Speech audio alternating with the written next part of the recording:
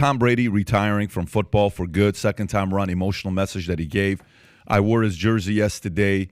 I don't want to spend a lot of time on this thing here, but obviously seeing him make the announcement and now taking a break to go with the family. Nobody knows what he's going to be doing next. He's already got a massive contract for himself. It's a once-in-a-lifetime player to see what he did, 7 championships. The argument becomes the following is, should we moving forward say he is the Brady of ... or should we still say he is the Jordan of such and such? That's the biggest debate. And some people may even come in and say, wait a minute, what you're talking about is great, but imagine being the greatest player in the world of a sport that is the most popular sport in the world, which is soccer.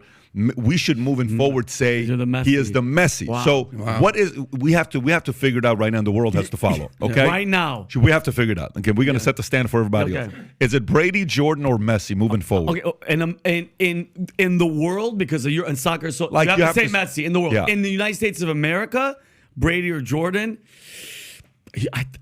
I mean, I grew up with Jordan, so that's my guy. So as far as like the greatest of anything, it's MJ. It's not even a question. However, why do you say that? Because Brady left, went to the Bucks, and won a Super Bowl with another team. Did Jordan win a championship with the Wizards? You know what? You're right, Rob. Michael Jordan, no bueno. You got me. You got me. But he said, I don't. What he's saying is though, but record-wise, seven championships. Went to a different team to win. I think the greatest in the world is Messi. I think in the United States, I gotta go with Jordan. I'm sorry. And mind you, I'm a Giants fan, and we beat him twice. Or else, if it wasn't for the New York Giants, he'd have 2 more rings. FYI. I'll tell you this. You're welcome. I'll tell you this. We can have that debate. That's great. This is Goat Mountain right here. Yeah. There's only one, the most eligible bachelor in the world at this point. That guy. Thomas Brady. Can I Number one. So he doesn't need to be on Bumble. He doesn't need to be on Tinder. Not at all. He is Tinder. He's Bumble. He is Tom Bumble. He is the honey to the bees. I got you guys the bee's knees. An honest question. If he didn't retire, I mean, if he did go with the retirement, the first one, would he still be married? Probably yes. Are you serious? That was obviously the final straw. No, yes, that was the straw that broke the camel's back. You know the saying with the horse and the camel. I disagree. Straw that broke the camel's back. You know the horse. I disagree. By the way, in the world of sports, when a GOAT retires and they go from that life to a day-to-day, they're not used to seeing each other as much. As a part of why it worked was because it was a part-time marriage. It's a full-time commitment, but it's a part-time. I like that. Marriage. In bodybuilding, it happens. In baseball, and basketball, and football. I mean, Pujols. Jordan. So you got so many of them you go through. Very, very few of them stay together. It's a very hard thing. And so Tom Brady, with where she was, I have a feeling they were having issues way before that on the way they want to live, different lifestyles. And no, I think either way it would have just taken a little longer. That's my opinion. But anyway, because you're saying, Pat, because that time apart, like with seasons, for the average person, you can't have a season. It'd be cool to go to your wife and like, babe, I need 2 months. Let me tell you, I gotta go. Vinny, when somebody says something like this, they'll say, man, I would have loved, if I would have worked with Elon Musk, I would have freaking killed it. If I would have worked under Steve Jobs, I would have freaking killed it, If I had a teammate like Brady, dude, it would have been awesome, If I was married to Tom Brady and I had a husband like him, dude, I would do anything for the guy, right? And then let's just say you do, and you're working for Steve Jobs.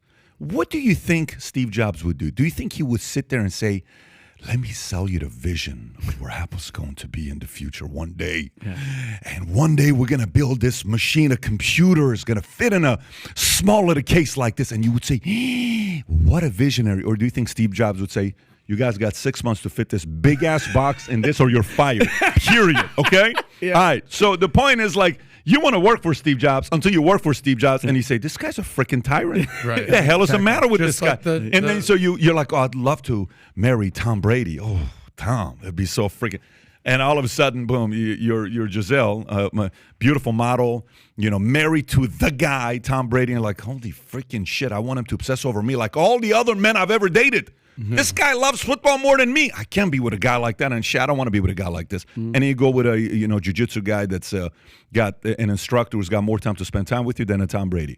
Yeah, there's a lot of people that want to be guys with people like this until you are with them, and then you're like, holy shit. Maybe I should have just married the other school teacher And both of them don't work, by the way, because you want the bad boy and you want the school teacher, and that guy just doesn't exist. Okay. Anyways, that was more like a rant. I love it, though. I love it. No, but you're right. You just You're dropped right. some- You know, dropped it's some knowledge. Yeah. I mean, by the way, when Jen and I were dating, I told her, I said, babe, if you want a 9-to-5 guy, I'm not it. We went to a counselor, and it's one guy, Christian counselor, who the church was sent to. And have you heard me tell the story? No. So we go to this counselor, and I said, so tell me about yourself. Yeah, I'm my wife and I've been married 33 years. That's impressive. So if somebody can take advice from.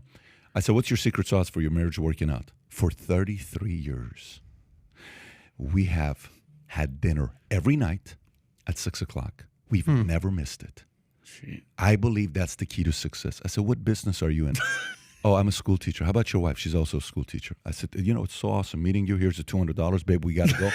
He was so uncomfortable. Jennifer's uncomfortable. She's like, babe, just let's at least. I said, no, babe, there's nothing we can talk here. Yeah. We get in the car. She says, what was that all about? I said, babe, I'm not a school teacher.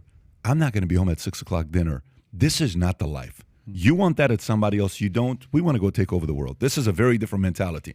But if you are that person, go be it. Yeah, it's beautiful. I'm just not a school teacher. I feel you. But I think it's so important what you're saying about having those conversations up front. Like you established early and often with Jen, hey, I'm not that 9-to-5 guy.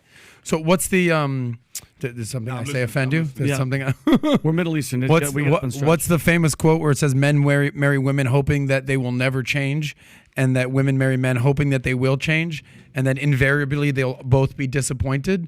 I think it's very important. It goes, men marry women hoping they don't change, and they do. Women marry men hoping they change, and they don't. Right. Yeah. And they both end up disappointed. Yeah. So I think if you establish what you were just talking about up front, hey, listen, I'm not that 9-to-5 guy. That 6:00 dinner thing every night, I'm just shooting a freaking video by 6:00. I might not be home till 8.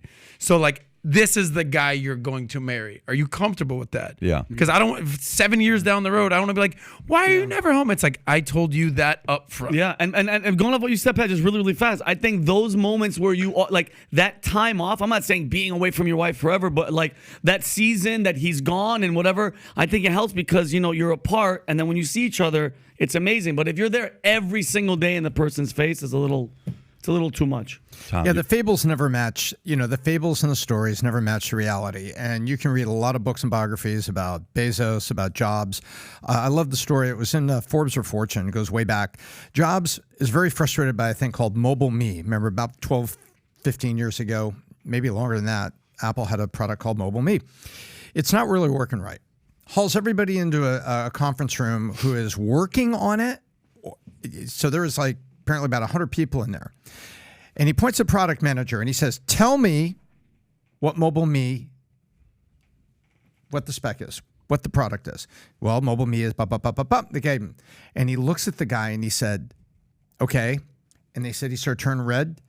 And Steve Jobs says, well, then why the flip doesn't it do that? You're done. And he points to his left to two people. They are leading the project, and he leaves the conference room. Ladies and gentlemen, that is the romantic view. Exactly. For Steve Jobs. Exactly. Only if I, But by the way, that whole concept about you are the person, you are the average of 5 people you hang out with. There's typically the one guy in that group that you don't like because he's constantly challenging you, and most people would have a very hard time being friends with a guy like Steve Jobs. It's not a easy friendship. It's good on the outside. It's tough on the inside. Okay, so if you enjoyed this clip, you want to see another one, click here to watch another clip. And if you want to take advantage of the latest Gold Signature Series products that just came out, we have a bunch of new merch that's out. This is a color-changing mug when you drink coffee. That lion turns into a real lion. And then we have hoodies with Valuetainment Gold on it, the Gold Signature Series hat, shirts. I'm an entrepreneur. Anyways, we have a lot of items. They're selling out. If you want to take advantage of the Gold Signature Series, click here, place your order, sport your Valuetainment gear, and tag us with the hashtag Valuetainment.